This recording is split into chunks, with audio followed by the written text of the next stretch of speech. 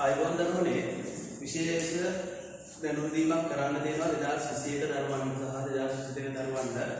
එතකොට ඒ වගේ 2023 දරුවන්ට ඉදිරි කාලය තුළ උද්ගතලා තියෙන තත්ත්වයත් එක්ක අපිට භෞතික මධ්‍ය ආරම්භ කිරීමේ නොහැකියාවක් තමයි තියෙන්නේ තවදුරටත්. අන්න ඒ නිසා පුතේ 2021 දරුවන්ට විභාගයට මේ ඉතිරිව තියෙන ඉතුරු මාස 4-5 කාලය තුළ ඉතිරි මාස 4-5ක කාලය තුළ සම්පූර්ණ විෂය නිර්දේශයම ප්‍රශ්න පත්‍ර සාකච්ඡාවත් සමගම අවසන් කරන්න වැඩපිළිවෙලක් සූදානම් කරලා තියෙනවා.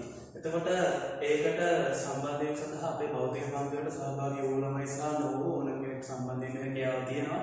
එතකොට ඔයාලට පොඩි හිතින් දැක්වෙන නම්බර් එකක් තියෙනවා. ඒ නම්බර් එකට කෝල් කරලා ඒකට ඇඩ් වෙන්න පුළුවන්. එතකොට මේ ඉදිරි කාලය තුළ අදාළ ප්‍රශ්න මේ ප්‍රත්‍ය සාකච්ඡා සහ ඒ නිබඳ සාකච්ඡාවට අවසන් වෙන්න පුළුවන්. ඒත් එක්කම කියනවා 2023 දරුවන්ට ජූනි මාසයේ බිම්මැනුම සහ තාක්ෂණ වේදය හැඳින්වීම කියන පාඩම 22 සහ 21 දරුවන්ට බිම්මැනුම තාක්ෂණ වේදය හැඳින්වීම සහ ගෘහස්ත ජල සම්පාදනය සහ පසළොස් වහන යන පාඩම් තුනක් සහ පළමු පෙරළු ප්‍රශ්න පත්‍ර දෙකක් සාකච්ඡාව ආරම්භ කරනවා. ඒකවල ලබන මාසේ ඉඳලා ඒකට ඒකට අදාළ විදිහට ක්‍රියාපදිංචි රෙජිස්ටර් වෙලා අන්තිමට මුලින්දල සහභාගී වෙන්න හැකියාව තියෙනවා සහ මගහැරුණු පාඩම් ඔයාලට නැවත ලබා දෙන්නත් ක්‍රමවේදයක් අපි නැවත සකසලා තියෙනවා. එතකොට ඒක තමයි දැනුවත් කරන්න ඕනේ. හරි දරුවනේ එතකොට එතකම අපි අද කතා කරන්න යන්නේ 2021 2022 සහ 2023 කියන දරුවන්ට සියල්ලන්ටම අදාළ වන එක් කොටසක් තමයි කතා කරන්න යන්නේ. එක තමයි කතා කරනවා වැලුම් මුහුතන සටහන කියන එක. එන්ජිමක වැලුම් මුහුතන සටහන කියන එක ගැන කතා කරනවා. ඒකදී පළවෙනියෙන්ම අපි වැලුම් මුහුතන සටහන කියන්නේ මොකක්ද කියලා දැනගමු. එතකොට මෙන්න මේවා පුතේ. වැලුම් මුහුතන සටහන කියලා කියන්නේ අපේ මේ එන්ජිමක සිලින්ඩරයක් ගත්තාම සිලින්ඩරය තුළ ඉන්ධන දහන ක්‍රියාවලිය සිවුපහර ආකාරයට සිද්ධ වෙනකොට එන්ජිමක සිලින්ඩරයක් තුළ දහන ක්‍රියාවලිය සිවුපහර ක්‍රියාවලියක් විදිහට සිද්ධ වෙනකොට මෙන්න මේ එන්ජිමේ මෙන්න මේක සිලින්ඩරයකට සම්බන්ධ චූෂණ සහ පිටාර කපාටය. එක සිලින්ඩරයකට සම්බන්ධ චූෂණ සහ පිටාර කපාටය විවෘත වෙලා තියෙන කාලය චූෂණ සහ පිටාර කපාට විවෘත වෙලා තියෙන කාලය දඟලකන්ද භ්‍රමණය වන කෝණික අගයක් ලෙස දක්වන එකට තමයි අපි කියන්නේ වැලුම් මුහුතන සටහන කියලා. අපි ඒක තවදුරටත් මේ විදිහට පැහැදිලි කරගමු. දැන් ඔයාලා කල්පනා කරගන්න අපි සිවුපහර එන්ජිමක් ගත්තාම මේක දෙනවා පහරවල් හතරක්. මොනවද? චූෂණ පහර, සම්පීඩන පහර, බල පහර, පිටාර පහර. චූෂණ පහර තියෙනවා, සම්පීඩන පහර තියෙනවා, බල පහර තියෙනවා, පිටාර පහර තියෙනවා. මේ එකම සිලින්ඩරේ පහරවල් හතරේ අවස්ථාව කරාම මේ නැති. එතකොට සරලව කල්පනා කරනකොට චූෂණ පහර කිව්වම මෙන්න මේ චූෂණ පහර තුළ චූෂණ පහර ආරම්භයේ සිලින්ඩරේ TDC වල තියෙනවා. ඒකම චූෂණ පහර තියෙන්නේ TDC වල ඉඳලා BDC වලට පිස්ටනේ යන්නේ. චූෂණ පහරට සිද්ධ වෙන්නේ පිස්ටනේ TDC වල ඉඳලා BDC වල පල්ලෙහාට ගමන් කරන තමයි සිද්ධ වෙන්නේ.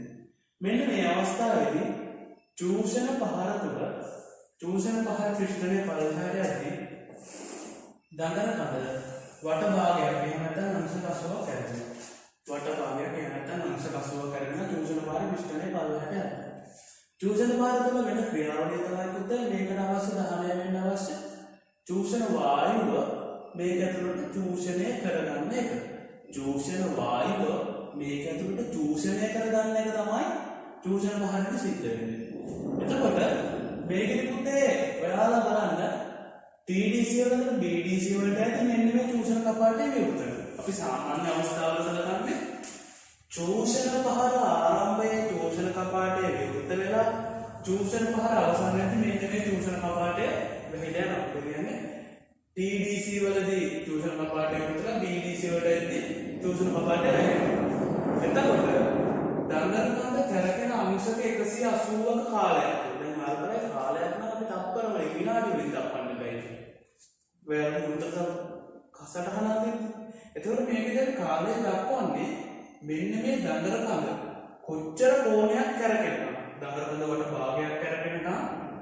මේ චූසක කපාටේ විවෘත වෙලා තිබුණා අපි කියනවා චූසක කපාටේ විවෘත පවතින කාලය අංශක 180යි කියලා. දඟර කඳ වට භාගයක් කරකැවෙනවා මෙන්න මේ චූසක කපාටේ විවෘත වෙලා තියෙනවා. අපි යන්නේ ඒක කියනවා වට භාගයක් කරකැවෙනවා චූසක කපාටේ විවෘත වෙනවා. නැත්නම් දඟර කඳ අංශක 180ක් කරකැවෙන කාලය තුල චූසක කපාටේ විවෘත වෙලා තිබුණා. එහෙනම් පළවෙනි කොටසදී අපි කතා කරන්නේ චූසක කපාටේ කොච්චර වෙලාවක් විවෘත වෙලා තියෙනවද කියන එක. පළවෙනි කොටසදී අපි කතා කරන්නේ චූසක කපාටේ කොච්චර වෙලාවක් විවෘත වෙලා තියෙනවද කියන එක. මේකෙදිත් ඒ PDC වල පිස්ටන් එක යනකම් දඟර කඳ 180ක් කරගෙනවා. අන්න ඒ කාලේ තුල චූසක කපාටේ විවෘත වෙලා තියෙනවා කියලා අපි සාකච්ඡා. ඊට පස්සේ අපි ඊළඟ පහර සම්පීඩන පහර. සම්පීඩන පහරේ මේ ඇදලාගත්ත චූෂණ වායුව සම්පීඩනයට ලක් කරන්න ඕනේ. මේ චූෂණ වායුව සම්පීඩනයට ලක් කරන්න ඕනේ. එතකොට මේක සම්පීඩනයට ලක් කරන්න නම් පුතේ මෙන්න මේ කපාටමක් විවෘතලා දෙන්න නැහැ. එහෙනම් සම්පීඩන පහර තුල චූෂණ හෝ පිටාර කියන කිසිදු කපාටයක් විවෘතව පවතින්නේ නැහැ කියලා තමයි අපි සාමාන්‍ය අවස්ථාවල සලකන්නේ. එතකොට මේකේ ඊළඟ පහර තමයි බලපහර කියන්නේ මෙතනින් චූෂණ වායු අඳ දහනය කරලා පිස්ටන් එක පල්ලෙහාට අරුපුවා. එතකොට මේ අවස්ථාවේදී අපි සලකන්නේ චූෂණ හෝ පිටාර කපාට කියන එකක්වත් විවෘතව පවතින්නේ නැහැ කියන්නේ. ඊට පස්සේ අවසාන පහරදියට අපි පිටාර පහර කියන්නේ මේ චූෂණ වායු දහනය කරලා ඉතුරු වෙච්ච දුම පිටාර වායු පිටාර කරන පහර සලකනවා. එතකොට මේකෙදී පිස්ටන් එක අවසානට බලපහර ඉවර වෙලා පිස්ටන් එකේ තියෙන BDC සීමාව. පිස්ටන් එක BDC දක්වා ගමන් ආරම්භ කරනවා. BDC සීමාවේ තියෙන BDC දක්වා ගමන් ආරම්භ කරනවා. පිස්ටන් එක BDC වල TDC වලට යද්දි මේක ඇතුළේ තියෙන සම්පූර්ණ දහනයේ චූෂණ වායු පිටාර කපාටෙන් එළියට යනවා. පිටාර කපාටෙන් එළියට යන සම්පූර්ණ චූෂණ වායුව. මේ පිටාර වායුව. එතකොට BDC වල ඉඳලා TDC වලට යනකම් පිටාර කපාටේ විවෘත වෙලා කියලා තියෙනවා කියලා අපි සලකනවා. BDC වල ඉඳලා TDC වලට යනකම් පිටාර කපාටේ විවෘත වෙලා තිබ්බා කියලා අපි සලකනවා. එහෙනම් BDC වල ඉඳලා TDC වලට පිස්ටන් එක එකපාර ගමන් කරද්දී ඔයාලා දන්නවා දඟර කඳ තවත් අංශක 180ක් කැරකෙනවා කියලා. එහෙනම් මෙතන පිටාර කපාටය දඟර කඳ අංශක 180ක් වට භාගයක් කරගෙන නම් තමයි විවෘත වෙලා තියෙන්නේ. අපි සාමාන්‍ය අවස්ථාවලදී එහෙම සලකන්නේ. එහෙනම් අවසානට අපි මේක අඳින්නේ චෝෂණ කපාටය පුතේ දඟර කඳ අංශක 180ක් කරකවනකම් විවෘත වෙලා තියෙනවා. එහෙනම් චෝෂණ කපාටය විවෘතව පවතින කාලය සාමාන්‍ය අවස්ථාවල පුතේ අපි සලකන්නේ අංශක 180ක් කියලා. ඒ කියන්නේ දඟර කඳ අංශක 180 කරකවන චෝෂණ කපාටය විවෘතව පවතිනවා. ඒ විදිහට පිටාර කපාටය අපි සලකන්නේ සාමාන්‍ය දඟර කඳ කරකවන අංශක 180 කාලයක් තුළ පිටාර කපාටය විවෘතව පවතිනවා කියලා තමයි අපි සලකන්නේ. අන්න එතකොට ඕක තමයි අපි වැලුම් මුහුර්ත සටහනකින් දක්වන්නේ. මේක දක්වා දීපුතේ අපිට තියෙන න්‍යායයක් විස්තර කරන්න ඕනේ කරන්න. දැන් අපි මේකෙදී මෙන්න මේ විදිහට ඉස්සල්ලාම ඔන්න ඔය විදිහට රේඛාවක් හදනවා. මේ රේඛාවේ උඩ කොටසම TDC කියලා හඳුන්වනවා. රේඛාවේ යට කොටස BDC කියලා හඳුන්වනවා. ඔන්න වැලුම් මුහුර්ත සටහනක මුලින්ම ඇඳ ගන්න කොටස. එතකොට අපි මේකෙදි දක්වන සංකේතී පෙරුත් තියෙනවා. මම ඊළඟට එක්කම දැන් ඔයාලට කියලා දෙන්න. එතකොට ඉස්සල්ලාම මේ වැලුම් මුහුර්ත සටහන යන චූෂණ වැලේ විවෘතව පවතින කාලය. වැලුම් මුහුර්ත සටහන යනවා චූෂණ වැලේ විවෘතව පවතින කාලය. එතකොට චූෂණ වැලේ විවෘතව පවතින කාලයකදී මම ඔයාලට කිව්වේ චූෂණ වැලේ විවෘතව පවතින කාලය නම් ඔයාලට කිව්වේ චූෂණ පහර පුරාවට විවෘතව තියෙනවා. එහෙනම් අංශක 180.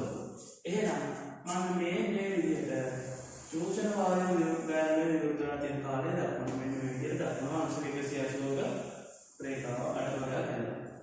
ඔන්න චූෂණ වැලේ විවෘතව පවතින සාමාන්‍ය අවස්ථාවල සාධන කාලය. හැබැයි පුතේ මේකෙදී චූටි වෙනසක් තියෙනවා.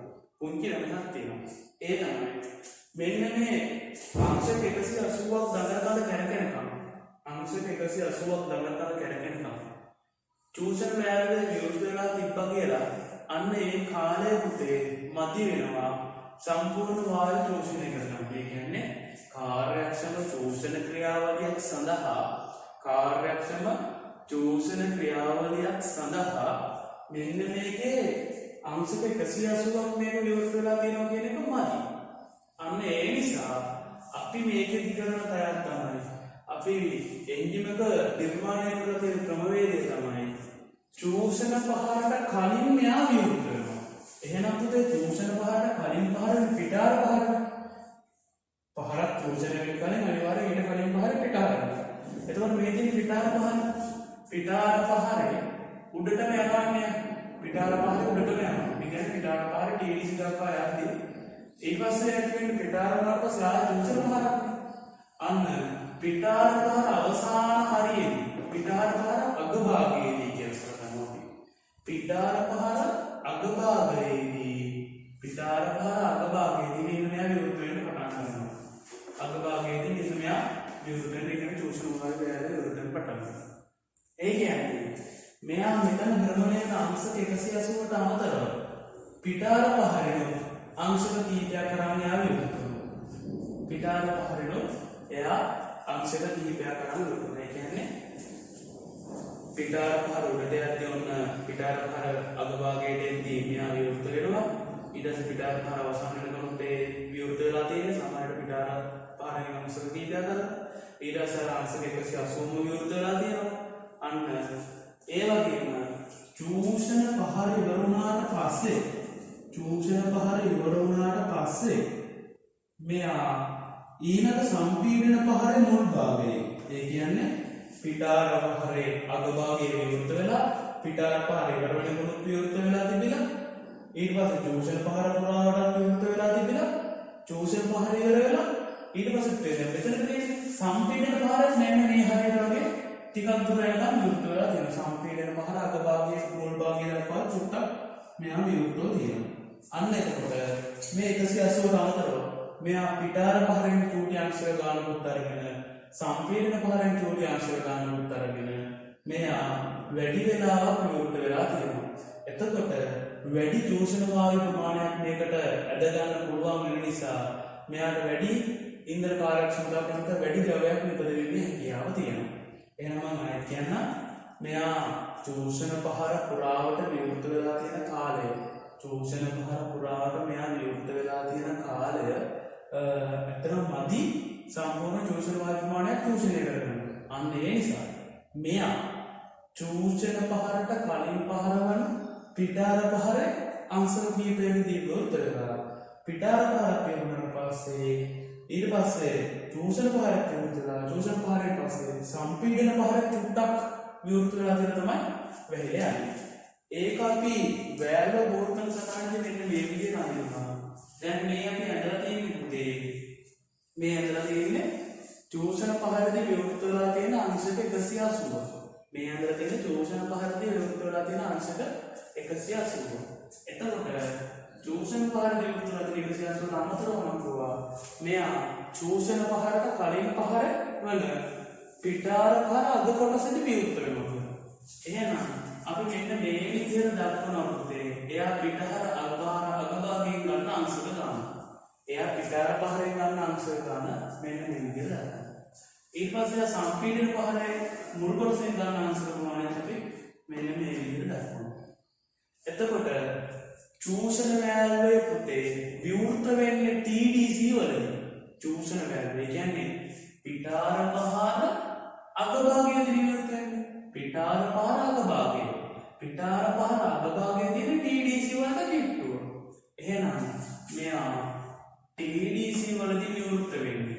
TDC වලදී විවෘත වෙනවා intake valve open. ඒක තමයි කියන්නේ චූෂණ කපාටය විවෘත වීම. intake valve open එක TDC වලදී සිද්ධ වෙනවා. මේ සිද්ධ වෙන්නේ බල පහර අවසාන හරියට intake valve open වෙලා ඉන්ටේක් ස්ට්‍රෝක් එක එහෙම නැත්නම් චෝෂණ පහර තුලදී විවෘත වෙලා තිබිලා සම්පීඩන පහර මේ තියෙන්නේ මෙයාගේ විවෘත වුණා මෙයාගේ සම්පූර්ණ කාලය තුල විවෘත තිබ්බා ඒ නිසා මෙයාගේ අගහරියදී ගැහුණා අගහරිය කොට කරගන්න අගහරිය තියෙන්නේ BDC කිට්ටුව අග කොටස තියෙන්නේ BDC කිට්ටුව අග කොටස BDC කිට්ටුව තියෙන නිසා අපි කියන්නේ චෝෂණ වෑල්වේ විවෘත වෙලා යන්නේ බැසිරන්නේ IVC intake valve close චෝෂණ වෑල්ව වැසී යාම BDC වලදී සිදු වෙනවා කියලා තමයි අපි සලකන්නේ චෝෂණ වෑල්ව BDC වලදී. එතකොට මෙතනදී මේ ආංශික ප්‍රමාණයයි මේ ආංශික ප්‍රමාණය තුනම චෝෂණ වෑල්ව සම්පූර්ණයෙන්ම කොච්චර වෙලාවක් විවෘත වෙලා තියෙනවද කියලා අපිට නිර්ණය කරගන්න පුළුවන්. හරි. ඒ විදිහටම පුතේ ඒ විදිහටම කඩලා ගන්න නැතුව අපි බලමු පිටාර වෑල්වේ විවෘත වීම කොහොමද කියලා. අපි බලමු පිටාර වෑල්වේ විවෘත වීම කොහොමද කියලා. එතකොට මෙන්න මෙහෙමයි මේ තියෙන පුතේ පිටාර පහර. මේ තියෙන පිටාර පහර.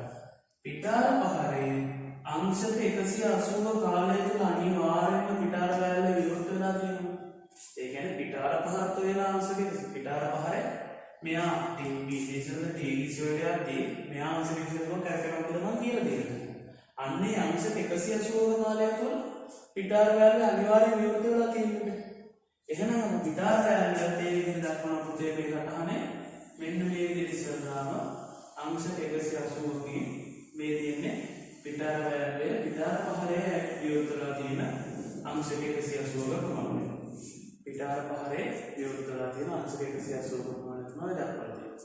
හැබැයි මේකෙත් පුතේ අර විදිහට ගැටලුවක් තියෙනවා. මොකද්ද? මෙයාට ගැටලුවක් තියෙනවා.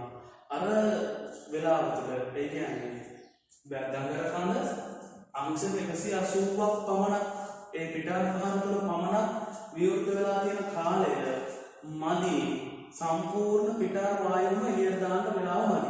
සම්පූර්ණ පිටාර වායුවම එළියට දාන්න වෙලාව මදි. ඒ කියන්නේ කාර්යක්ෂමව ඒ වැඩේ කරගන්න ඒ කාලය මදි. අන්න ඒ නිසා මෙයා අර පිටාර වෑල්වේ කියන්නේ පිටාර වෑල්වේ විවෘත වෙලා තියෙන කාලය පිටාර පහරට අමතරව පිටාර පහරට කලින් පහරෙනුයි පිටාර පහරට පස්සේ පහරෙනුයි මෙයා පොඩ්ඩක් යම්කිසි කාලයක් කලින් සහ පස්සේ ඇදලා ඒ අවස්ථාව ගන්න. ඒ කියන්නේ මෙහෙමයි. පිටාර පහරට කලින් පහර දුන්නේ බල පහරනේ. දැන් බල පහර උඩට වෙලිලා බල පහර කියන්නේ මෙතන TDC වල BDC වල යන්නේ. TDC වල BDC වල බල පහර යන්නේ. එතකොට බල පහරේ අගභාගය කියන්නේ මෙන්න මේ හරියට. ඒ කියන්නේ BDC වල පිටුවනේ. බල පහර ඉවර වෙන්නේ පල්ලෙහාට එනවා මේක පිස්ටන් එක බලය තියලා තල්ලුලා පල්ලෙහාට එනවා. පල්ලෙහාට එද්දී බල පහර ඉවර වෙන්න කලින් බල පහර පල්ලෙහාට සම්පූර්ණව ඇවිල්ලා ඊට පස්සේ ආයෙ පිටාර පහර කියලා උඩට යන්නේ. අපි හිතන්නේ සාමාන්‍ය අවස්ථාවල මෙතනදී විශේෂයෙන් දෙන්න දැන් තමයි යන්නේ කියලා. එහෙම මෙයා සම්පූර්ණ BDC වලට එන්න කලින් සම්පූර්ණව BDC වලට එන්න කලින් බල පහරේ අවසාන හරියදී අංශක කිහිපයක් කලින් මෙයා විවෘත වෙනවා. දැන් අපි හිතමු මේක දැන් මෙහෙම දැනෙලා එනවා. මෙතෙන් එනවා. එතකොට මේක පල්ලෙහාට ඇවිල්ලා බල පහර ඉවර වෙනවා. මෙන්න මේ හරියදී විතර මෙයා විවෘත වෙන්න පටන් ගන්නවා. ඒ කියන්නේ අවසාන හරියදී පිටාර කපාටේ විවෘත වෙනවා. අන්න ඒ විදිහට අපි දැක්කේ සාමාන්‍යයෙන් මෙයා BDC වලට ආවන්නේ තමයි විවෘත වෙන්නේ. ඔන්නම තියෙනවා. එතකොට මෙතනදී මම දානවා exhaust valve open. ඒ කියන්නේ පිටාර වෑල්වය විවෘත වීම.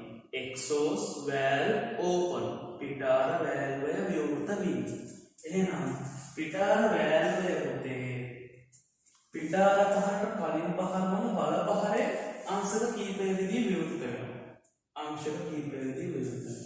ඒකල පිටාර පහර පුරාවටම පිටාර පහර දඟල කඳ කරකැවෙන අංශක 180 පුරාවටම විවෘත වෙනවා. ඊට පස්සේ පිටාර පහරට පස්සේ පහර පිටාර පහර ඉවරයි මෙතනට යද්දී ඒකලා ඊට පස්සේ මේ ආයි චූෂණ පහරක් නේ.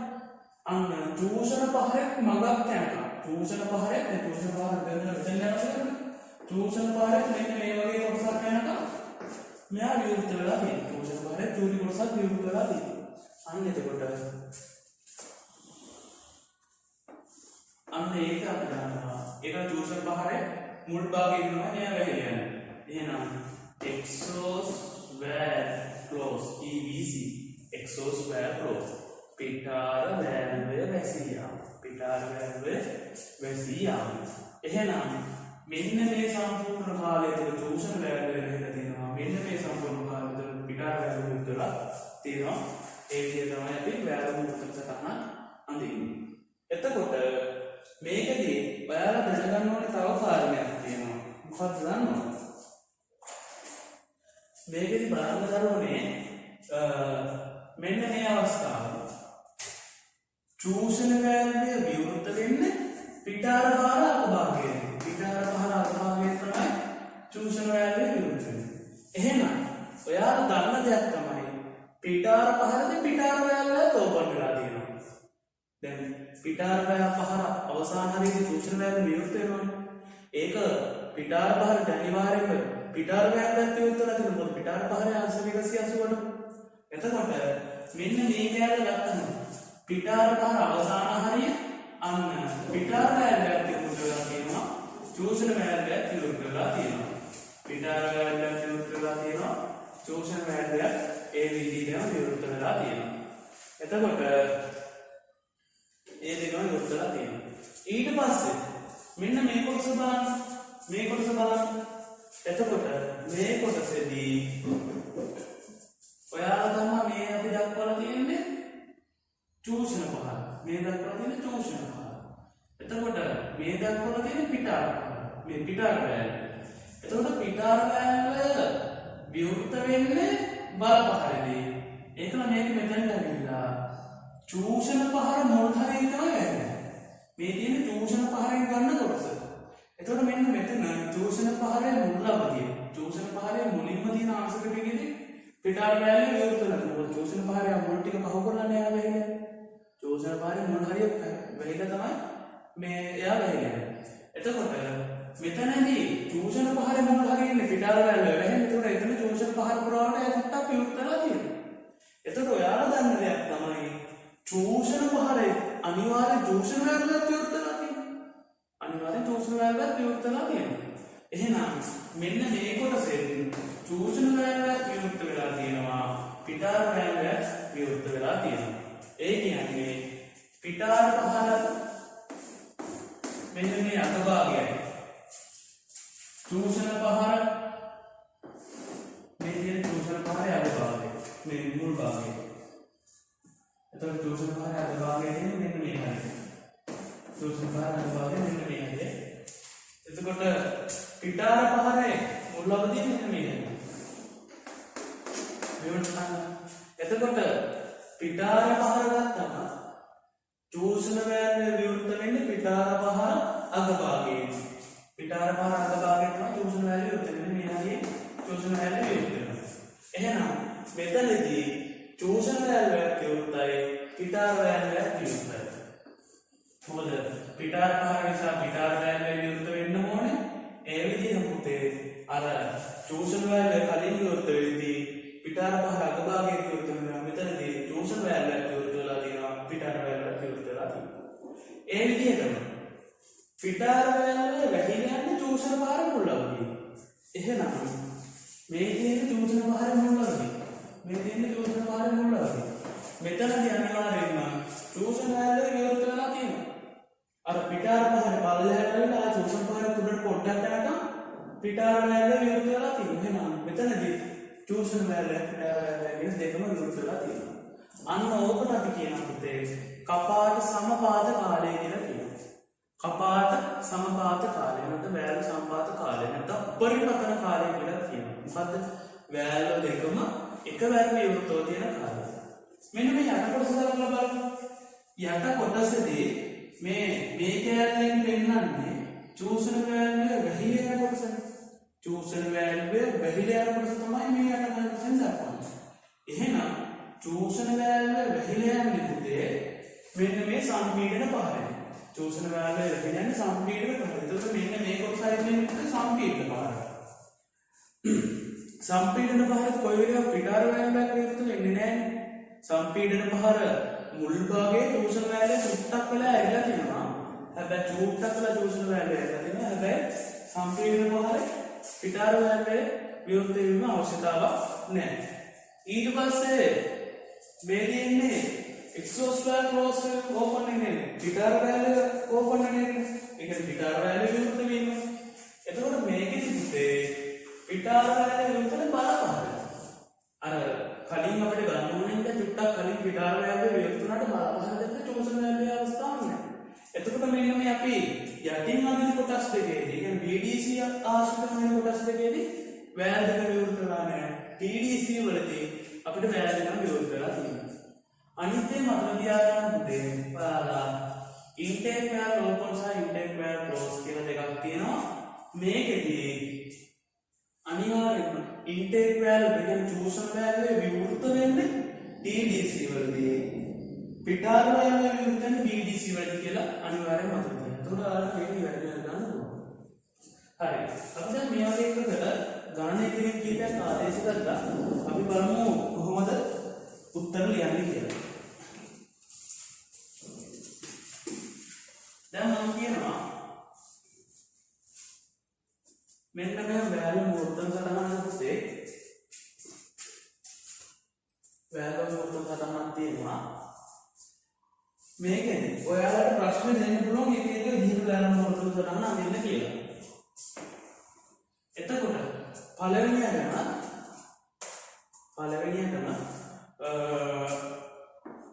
චූෂණ වැල්ව ඔයාලට කියයි චූෂණ වැල්වය චූෂණ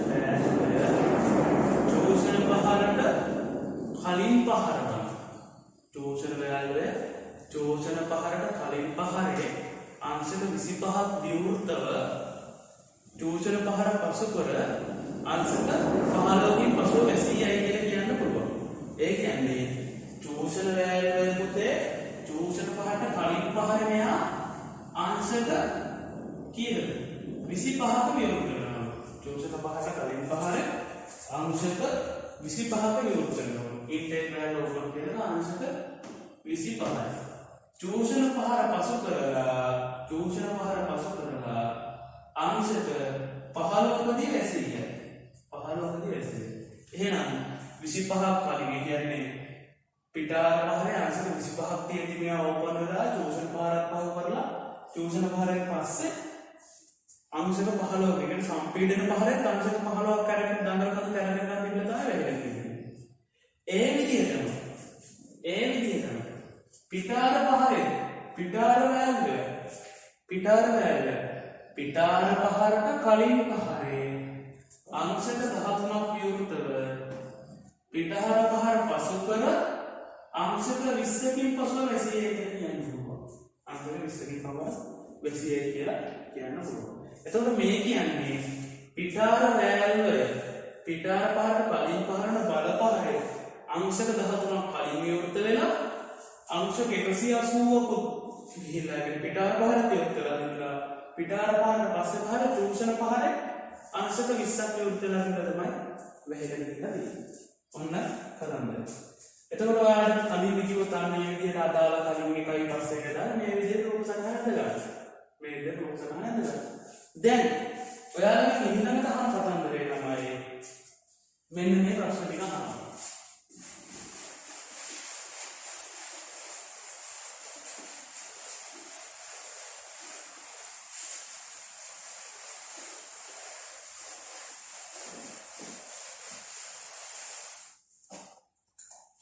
මෙන්න මේ ප්‍රශ්න ටික අහන්න. චූෂණ වැල්ව විවෘතව පවතින කාලය.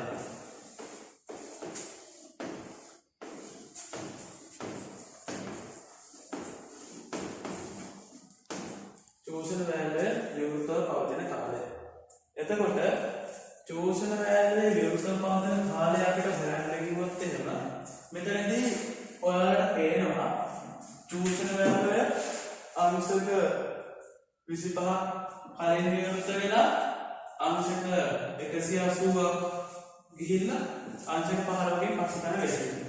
එහෙනම් චෝෂණ වෑල්ලේ විවෘත පවතින කාලය වෙන්නේ පුතේ අර කලින් විවෘත 25යි ඊට පස්සේ චෝෂණ පහරේ ගත කරන අංශක 180යි ඊට පස්සේ අංශක 15 අංශක 15කින් පස්සේ තමයි ලැබෙන්නේ. එතකොට මෙතනදී අපිට උත්තරය එනවා 220ක් අංශක විදියට. එහෙනම් පුතේ අපි චෝෂණ පහර විතරක් න්යාය විවෘතලා තිබුණා නම් අංශක 180ක් දඟල කඳ කරගෙන විතරයි වායුව චෝෂණය කරන්න පුළුවන්. හැබැයි අපි අර කලින් පහරනේ පස්සේ පහරනේ පොඩ්ඩක් අරන් යා විවෘත වෙන හින්දා මෙයාට අංශක 220ක් දඟල කඳ කරගෙනකම් චෝෂණය කිරීමේ හැකියාවක් ලැබිලා තියෙනවා. චෝෂණය කිරීමේ හැකියාවක් ලැබිලා තියෙනවා. ඊට පස්සේ ඊළඟ වලෙන් අහන ප්‍රශ්නේ තමයි පිටාර වෑල්ලේ විවෘත පවතින කාලය.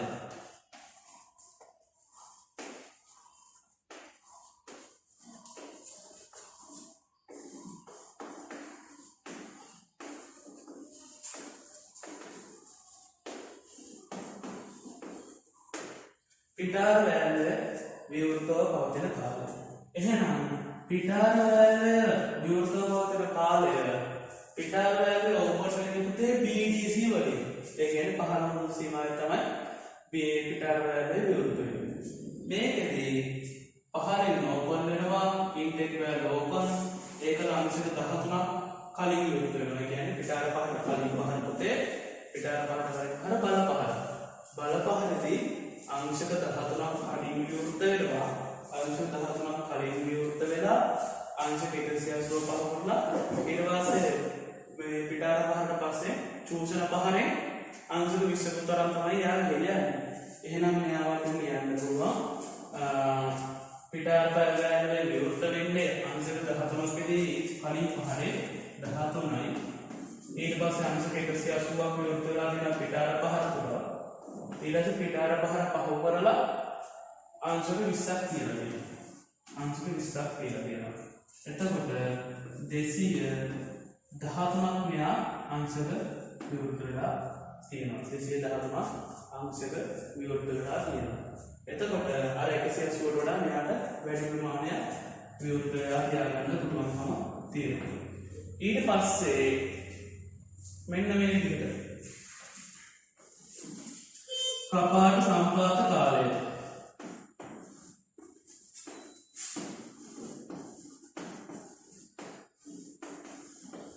මේක පුතේ වෑල්ල උපරිපතන කාලය කියලා කියනවා අපි.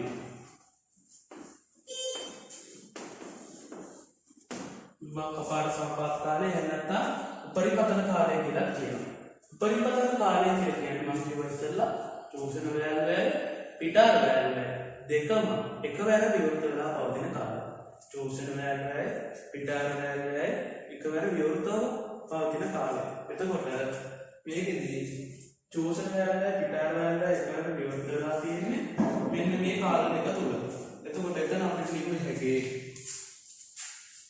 චෝෂණ වෑල්ලයි පිටාර වෑල්ලයි එකවර විවෘත වෙලා තියෙන කාලය අර උඩ තියෙන කැරට් එක 25යි 20යි. එතකොට මේකේ වයර් උපරිපතන කාලය පුතේ අංශක 45ක් වෙනවා. අංශක 45ක් වෙනවා. ඔන්න ඔය වගේ කැලේ කතන්දර ටිකක් තමයි ඔයාලගෙන් අහන්නේ. එතකොට මෙන්න මේක නිවැරදිව අදින්න මතක තියාගන්න ඕනේ. ඊට පස්සේ මේ කැන්ඩලා ඔන්න ඔය ටික කරලා ඊට පස්සේ තව එකක් තියෙනවා. ඔයාලගෙන් අහුවොත් චෝෂණ වෑල්ලේ පමණක් විවෘතව තියෙන සම්පූර්ණ කාලය. එහෙම නැත්නම් පිටාර වෑල්ලේ පමණක් සම්පූර්ණ විවෘතව පවතින කාලය. ඒක වෙන්නේ මේකයි. මෙන්න මේ කොටස් ටිකේදී ඔයාලා දන්නවනේ හැම වෙලෙම වෑල් දෙකම අනිවාර්යෙන් එකවර විවෘත වෙලා තියෙනවා කියලා. වෑල් දෙකම එකවර විවෘත වෙලා තියෙන මේ කොටස් දෙකේ. එහෙනම් චෝෂණ වෑල් විවෘත වෙලා තියෙන කාලය සම්පූර්ණ මෙන්න මේ කාලය. සම්පූර්ණ මෙන්න මේ කාලය තමයි චෝෂණ වෑල් විවෘත වෙලා තියෙන කාලය. එහෙනම් මේකේ මෙන්න මේ කැලේ අයින් කරපුවාම අපිට පුළුවන් මෙතන ඉඳලා මෙතනට යන කාලය තමයි චෝෂණ වෑල් සම්පූර්ණ. මොකද මේ කැලේ අපිට ගන්න බෑ ඒකදී. පිටාර වෑල් දෙකම විවෘත වෙලා තියෙන්නේ. එතන මෙන්න මෙතන ඉන්න මෙතන චූෂණ වේලාව විතරයි විතරයි. එහෙනම් පුතේ මෙන්න මේ 15යි.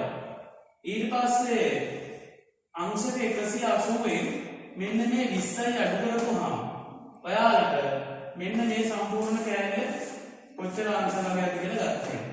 මෙන්න මේ සම්පූර්ණ කෑල්ල ගත්තා. එතකොට මෙන්න මේ 15 එකතු කරන්න ඊට පස්සේ අංශක 180න් මෙන්න මේ අංශක 180න් මෙන්න මේ 20 අඩු කරන්න. එතකොට මෙන්න මේ කොච්චර අංශ ප්‍රමාණයක්ද කියලා එනවා. ඔන්න ඔය ප්‍රමාණය තමයි චූෂණ වේලාවේ පමණක් විවෘතව තියෙන කාලය. චූෂණ වේලාවේ පමණක් විවෘතව තියෙන කාලය. ඒ විදිහට පිටාර වේලාවට හැවුවොත් පිටාර වේලාවෙත් උතේ ඕපන් වෙන මෙතනින් මෙන්න මේ කෑලි දෙක වේලාව දෙකම විවෘත වෙන්නේ නැහැ කියලා මම කිව්වා. මෙන්න මේ උඩ කෑලි දෙක විතරයි වේලාව දෙක විවෘත වෙලා තියෙන්නේ පිළිවෙල මේක යන්න ගත්තා. එතකොට මෙතනදී මෙන්න මේ කෑල්ල අයින් කරන්න ඕනේ. මොකද එතනදී චූෂණ වේලාවත් විවෘත වෙලා තියෙනවා. එහෙනම් මෙතන ඉඳලා මෙන්න මේ අංශක 13යි. මේ සම්පූර්ණ අංශක 180 මෙන්න මේ 25 අඩු කරපුවාම අපිට මෙන්න මේ කෑල්ල එනවා. එතන මෙන්න මේ කෑල්ලයි මෙන්න මෙතන ඉඳලා මෙතන යන කෑල්ලේ තමයි පුතේ චූෂණ වේලාවෙන් පිටාර වේලාවේ සම්පූර්ණ තනිව විවෘත වෙලා තියෙන්නේ. ඒ අවස්ථාවේදී කොහොමවත් චූෂණ වේලාවේ විවෘත පවතින්නේ නැහැ. එහෙනම් මේ වගේ ප්‍රශ්නකින් ඔයාලගෙන් අහන්න පුළුවන් චූෂණ වේලාවේ විවෘත පවතින කාලය, පිටාර වේලාවේ විවෘත පවතින කාලය, කපාල සම්පාත කාලය, යන්ත්‍ර උපරිමතන කාලය. එහෙම නැත්නම් චූෂණ වේලාවේ පමණක් විවෘත පවතින කාලය, නැත්නම් පිටාර වේලාවේ පමණක් විවෘත පවතින කාලය කියලා අහන්න. මොන්නේ කියන ප්‍රශ්න තියෙනවා. ඔයාලගෙන් මේ වගේ ඔයාලා මුලින්ම සටහන සම්බන්ධයෙන් අහුව අහන්න. හරි. Itu peno ini, dia pilih kok dia pilih apa nih?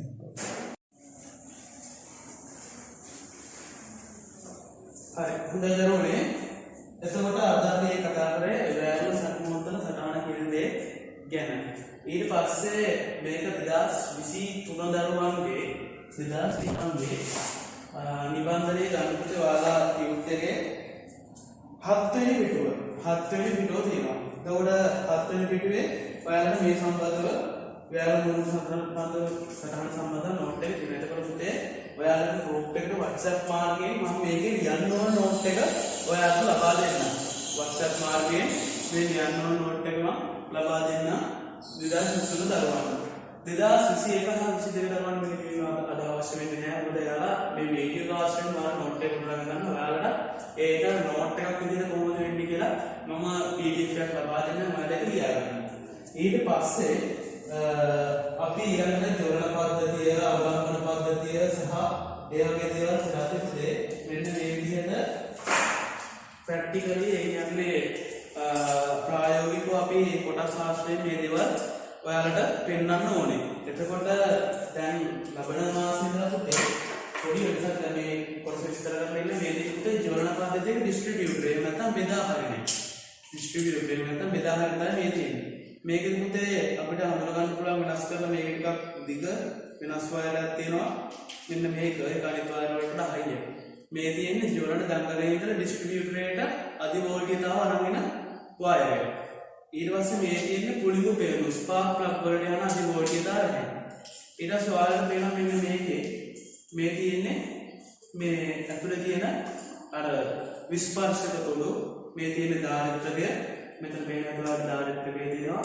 මෙන්න මෙතන හරිනම් පේන විස්පර්ශක තුඩු මේක තමයි බෙදා හරින ක්‍රමය.